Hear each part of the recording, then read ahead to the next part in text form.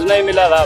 20-20 चक्कर लगवाए, वहाँ कचहरी आई है, वहाँ चलिए ये कहते रहे सब। मिला कुछ नहीं फायदा मिला हमको, एक टोनी पे नहीं फायदा मिला। मेरा नुकसान कम से कम 1.5 लाख का नुकसान हुआ था। हाँ, उस समय उस समय रुपया नहीं मिलो, सब कागज की लिखा पड़ी भरी भरी ले गए सब। अब जा कही गए कहाँ दिलाएंगे वहाँ 3 तक 1 रुपया नहीं मिलो। अपने मजूरी तजूरी करके अपने कर्ज करुआ लेके अपनी दुकानें करी 2 पैसा धंधा करे तो पेट पालन हो। दोस्तों, हमारी मौजूदगी इस समय फगुआ वट्टे तिराहे पर है। जैसा कि आपको पता है, बीती 12 मई 2025 को इसी जगह पर भयानक आग लगी हुई थी।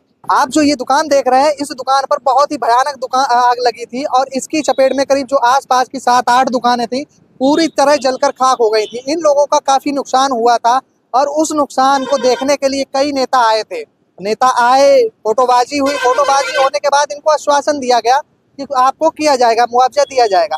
मुआवजा देने की बात करी जाए अगर यहाँ पर, तो लेखपाल आए, सांसद जी आए, उसके बाद असीम अरूढ़ विधायक जी भी आए। सभी लोगों ने फोटोबाजी की, कई लोग आए और फोटोबाजी की। फोटोबाजी का नतीजा यह हुआ कि इनको 1 पैसा भी नहीं मिला। अपना काम बनाया, फोटोबाजी की और सोशल मीडिया पर अपलोड कर दिया। लेकिन इन लोगों को क्या फायदा हुआ जिन लोगों को लाखों नुकसान हुआ है? आज इसी की जांच पड़ताल करने के लिए हम इन्हीं लोगों के पास आए हैं और इन्हीं से, इनके मुख से आपको वो सारी चीजें सुनाएंगे। हमारे साथ एक दादा है, पान की दुकान लगाते हैं। पान की दुकान भी 12 मई 2025 को जलकर खाक हुई थी। क्या मिला है इनको? क्योंकि लेखपाल ने अपनी कागजी प्रक्रिया पूरी की और जो भी प्रशासन का काम था सभी ने अपना पूरा किया और खैर नेताओं ने भी अपना काम बखूबी निभाया। आए, फोटोबाजी की और फोटोबाजी करके चले गए।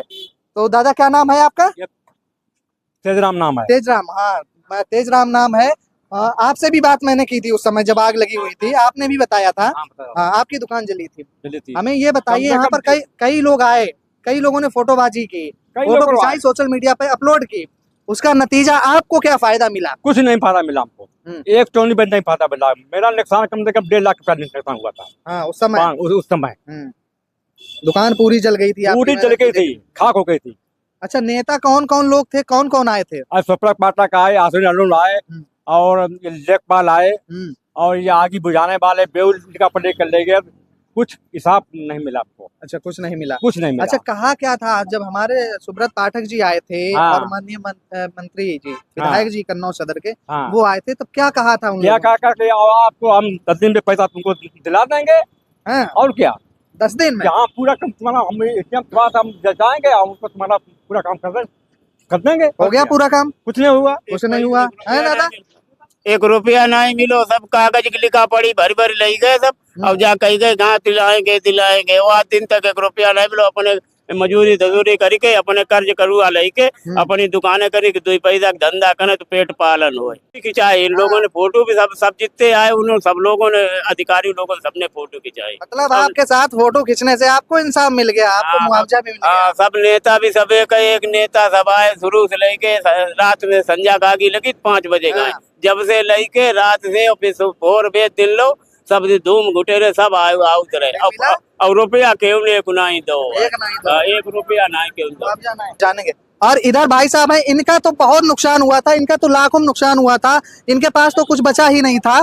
क्या नाम था भैया आपका? श्याम बाबू। श्याम बाबू, हाँ, श्याम बाबू की दुकान थी। यहाँ से, यहीं से शायद आग शुरू हुई थी। सिलेंडर यहीं से, यहीं ऊपर तिरपाल में लगी हुई थी, समोसे मोसे कुछ सीख रहे थे, उससे आग लगी हुई थी। कई नेता आए आपकी दुकान पर, फोटोबाजी हुई। आग लगने के बाद फोटोबाजी सोशल मीडिया पर भी अपलोड हुई और ये भी कहा गया कि आपको बहुत जल्द मुआवजा दिया जाएगा। मुआवजा मिला आपको? नहीं, हमको कुछ नहीं मिला था।